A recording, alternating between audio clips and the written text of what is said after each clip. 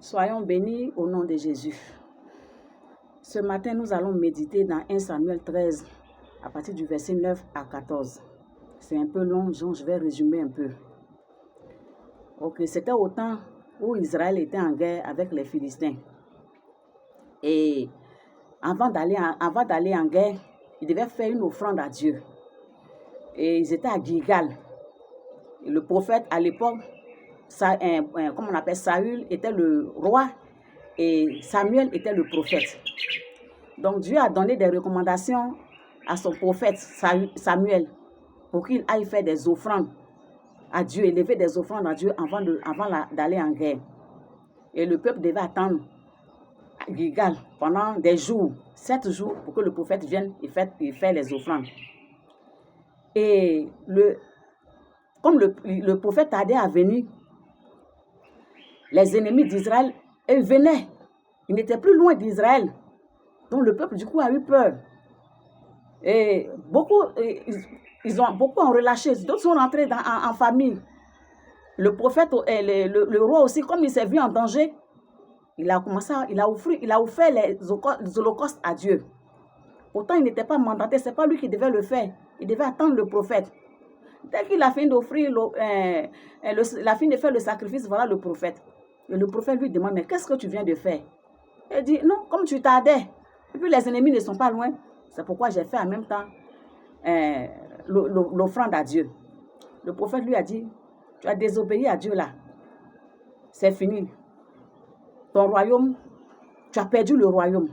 Tu ne vas plus régner. Tu vas mourir. Parce que tu as désobéi à Dieu.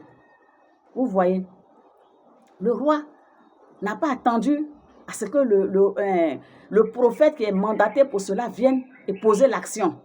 Lui-même, il s'est précipité à cause de quoi? À cause de la pression du peuple, la pression autour de lui.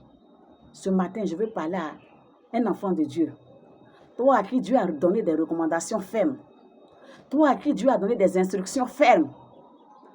Et voilà, la pression des gens autour de toi. La pression des gens autour de toi. Tu n'attends plus le temps de Dieu. Tu es pressé maintenant par les gens. Vous voyez, il faut savoir écouter Dieu. Il faut savoir attendre le temps de Dieu. La pression autour de toi là, tu peux gérer ça. Tu peux gérer ça.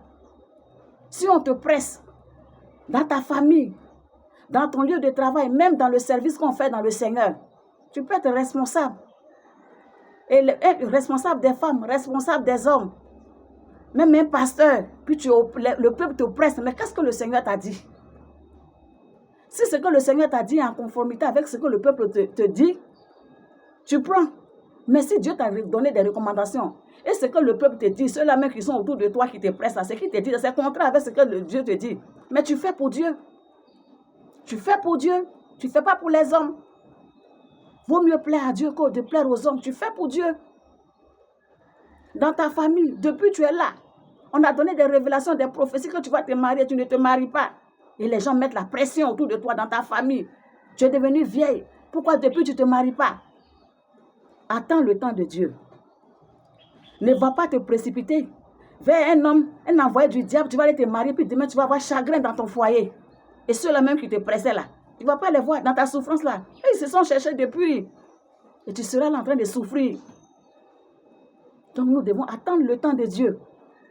Si le Seigneur t'a donné des recommandations, qu'il t'a dit de faire ça, regarde à Dieu. Celui qui vient t'embrouiller là. Si ce qu'il dit là, c'est conforme avec ce que Dieu dit. Mais si ce n'est pas conforme avec ce que Dieu dit, tu le laisses et tu fais la volonté de Dieu. Donc faisons très attention. Il faut qu'on sache gérer la pression autour de nous. Sinon, ça peut nous détruire. Ça peut détruire l'œuvre de Dieu. Ça peut détruire détruire notre vie en Jésus. Ça peut t'amener loin de la face de Dieu. Parce que tu vas désobéir. Tu vas désobéir. Est-ce que ce que les gens disent autour de toi, c'est conforme avec ce que le Seigneur t'a dit? Est-ce que c'est conforme? Tu vas désobéir à Dieu. Et comme on appelle, ça va t'éloigner de Dieu. Ça va détruire ta relation avec Dieu. La désobéissance, ça va détruire ta relation avec Dieu. C'est pourquoi nous devons nous conformer à ce que Dieu nous a dit, par rapport à une révélation, par rapport à une vision, marcher selon la voie de Dieu. Moïse, comme ça, il a subi la pression du peuple. Et Moïse est mort dans le désert, il n'est pas rentré à Canaan. Sinon, dans le plan de Dieu là, c'était pour que Moïse rentre à Canaan. Il devait aller à Canaan, dans la terre promise. Mais la pression du peuple a fait aujourd'hui qu'il n'est pas rentré. Il a raté sa grâce. Pareil pour Saül. Tu vas aller en guerre. Attends le prophète, celui-là même que Dieu a mandaté là. Il va venir faire ce que Dieu a dit. Il va accomplir. Tu dis non. Comme l'ennemi arrive, je vais faire moi-même sacrifice là.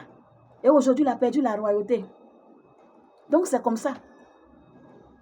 Quand tu subis la pression du peuple que tu ne sais pas gérer, tu vas rater des grâces. Tu vas rater ta grâce. Tu vas rater beaucoup de choses dans le Seigneur. Tu vas rater beaucoup de choses. Face à toutes ces oppressions-là, il faut te poser la question. Est-ce que je suis la personne que Dieu veut que je sois? Est-ce que je suis la femme, l'homme, le jeune que Dieu veut que je sois? Si sur cette personne-là devant le Seigneur-là, mais gloire à Dieu. Gloire à Dieu. Il faut savoir gérer tout ce qui se passe autour de toi. Que tu sois responsable des femmes, que tu sois responsable des hommes, que tu sois pasteur. Il faut savoir gérer les pressions autour de toi. Regarde à ce que Dieu t'a dit. Ce que Dieu t'a dit, laisse c'est conforme à ce que les gens te disent. Il faut marcher selon ce que Dieu t'a dit. Tu vas rentrer dans ta grâce. Tu vas rentrer dans tes bénédictions. C'est ça. Que le Seigneur nous bénisse. C'est dans notre petit message de ce matin.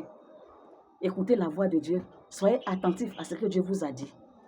Que le Seigneur vous bénisse au nom de Jésus. Soyez richement, puissamment bénis au nom de Jésus. Amen.